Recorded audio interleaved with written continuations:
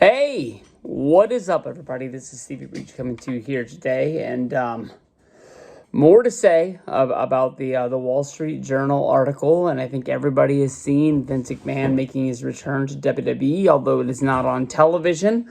His motives are out there. That people say he is coming back. Some people say he's coming back to make sure that WWE gets the best licensing for its television when their television rights come up. And there's also another big story of a lot of people talking about the fact that Vince wants to sell WWE. This is something that I've made a few videos over the past years about when the story basically comes up. And I think of WWE as being such a big, what's the word I'm looking for? Etny? I don't know. It sounds right, but I don't think that's it. It's a bigger word than I know how to use. It's too big of a company that it makes sense. It's gonna go out there and it's gonna get sold. That's basically like saying the NBA is going to sell to another company. Somebody's gonna go in there and buy it. When you think about the merchandising, the television, the touring, the pay-per-views, the streaming, if you want to call that the WWE network.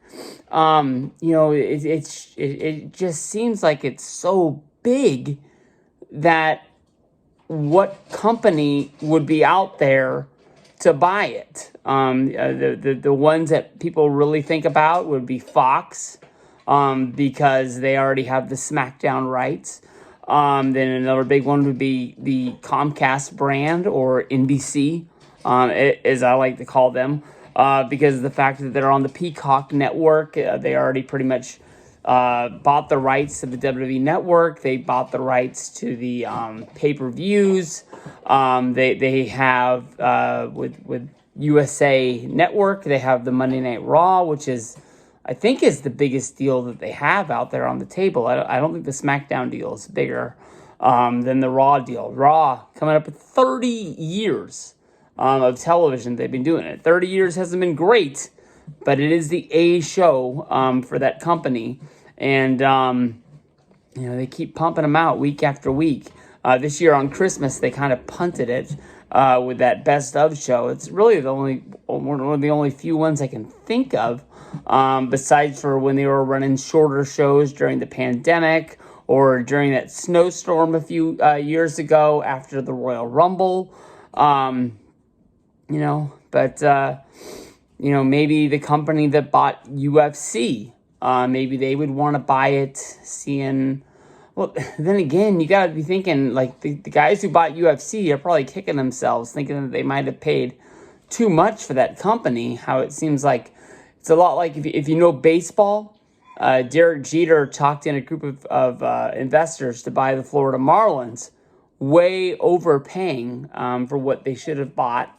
And I think that's one of the reasons why Jeter walked away from the Marlins last year, was the fact that he realized he was never going to be able to turn a profit there in Florida. The fans wouldn't want to go see the baseball, and they're not going to be able to fill up that park.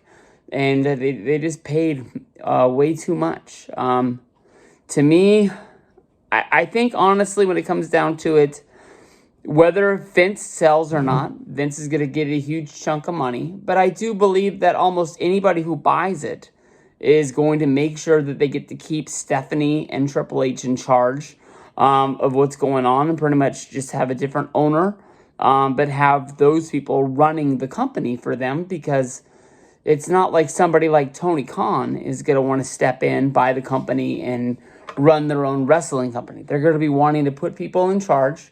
If they don't put somebody like Stephanie or Triple H in charge, you're going to see a lot of things like how WCW was ran. If you go back, you watch that the rise and fall of WCW. They struck gold. They got really lucky when they hired Eric Bischoff. But if you remember, like Jim Herd or Bill Watts, the people that ran WCW before Eric Bischoff, it seemed like they were always pushing somebody in and pushing somebody out. It was almost like the people that they put in charge. That's why Eric got the job, is because they didn't want another wrestler or a wrestling person to get the job. Yeah, Eric Bischoff was an announcer in the company, but he really didn't have a background in the wrestling business other than, working in sales for Vern Gagne in the AWA. It scares me. I mean, it honestly really does. This company that I've been following pretty much my whole life, if they sell, which I just really honestly can't believe they're going to do it. Honestly, the person who buys it's not like, hey, let's see how far we can crash and burn this company that we're going to pay millions and billions of dollars for. But I just foresee what happened to WCW happening again, and maybe AEW like reaps the benefits a lot, like John Lovitz in The Wedding Singer, how he's just hanging out in the background as Adam Sandler's having his breakdown, and he's like, this guy's going crazy, and I'm reaping all of the benefits because he can't get it together in order for these auditions, so he just keeps on getting wedding gig after wedding gig that Adam Sandler, in his right state of mind, would have normally been getting. Weird time. That's all I can tell you. I honestly thought that Vince would die at the head of his company, and it looks like it's not going to happen that way. So the one good thing is that people are saying that he wants to be there in order to make sure they get the best rights deal for their television. To me, if you're signing a television deal, it doesn't really seem like you're pushing to sell the company. You would think you would put that on the next person that picks up the pieces, like, here, do what you want with it. It's yours now. That's what I think.